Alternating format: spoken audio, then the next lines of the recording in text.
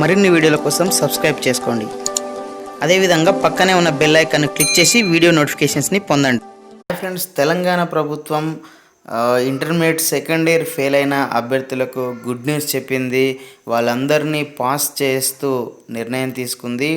అంటే advance supplementary రద్దు చేస్తూ వాళ్ళందరినీ మరి ఉత్తీర్ణులుగా పరిగణించాలనే నిర్ణయం తీసుకుంది. సో దీనికి సంబంధించినటువంటి పూర్తి వివరాలు ఈ వీడియోలో తెలుసుకుందాము. సో ఫ్రెండ్స్, దీనికి సంబంధించి మనకు పత్రికా ప్రకటన అనేది విడుదల చేయడం జరిగింది. సో వివరాల్లోకి వెళ్ళినట్లయితే, ఇంటర్మీడియట్ అడ్వాన్స్ సప్లిమెంటరీ పరీక్షలను రద్దు చేయాలని గౌరవ ముఖ్యమంత్రి కె చంద్రశేఖరరావు గారు నిర్ణయం తీసుకున్నారని విద్యాశాఖ మంత్రి పి సబితా ఇంద్రారెడ్డి వెల్లడించారు.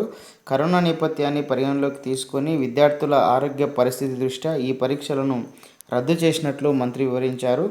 మార్చి 2020లో జరిగిన ద్వితీయ సంవత్సరం పరీక్షల్లో ఫెయిల్ అయిన విద్యార్థులందరినీ పాస్ చేస్తూ నిర్ణయం తీసుకున్నట్లు మంత్రి తెలిపారు. ప్రభుత్వ నిర్ణయం వల్ల ఉత్తీర్ణత పొందిన వారు కంపార్ట్మెంట్లో ఉత్తీర్ణులైనట్లుగా మార్కుల జాబితాలో పేర్కొనడం జరుగుతుందని మంత్రి పేర్కొన్నారు. ప్రభుత్వం తీసుకున్న ఈ నిర్ణయం వల్ల మొత్తం 1,47,000 మంది విద్యార్థులు ప్రయోజనం పొందనున్నట్లు మంత్రి తెలిపారు. ఇందుకు సంబంధించిన మార్కుల మెమోలను జూలై నెల 31వ తేదీ తర్వాత సంబంధిత కళాశాలల్లో పొందవచ్చని మంత్రి తెలిపారు. అయితే మార్కుల రీకౌంటింగ్, రీవెరిఫికేషన్ కోసం దరఖాస్తు చేసుకున్న విద్యార్థుల ఫలితాలను 10 రోజుల తర్వాత అందజేస్తామని మంత్రి వివరించారు.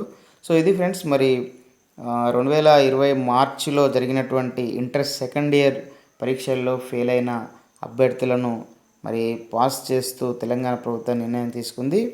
సో మరి వీరికి సంబంధించినటువంటి Telangana intermediate advance supplementary exam సంబంధించినటువంటి అప్డేట్ సమాచారము. సో ఈ వీడియో మీకు నచ్చితే లైక్ చేయండి, షేర్ చేయండి.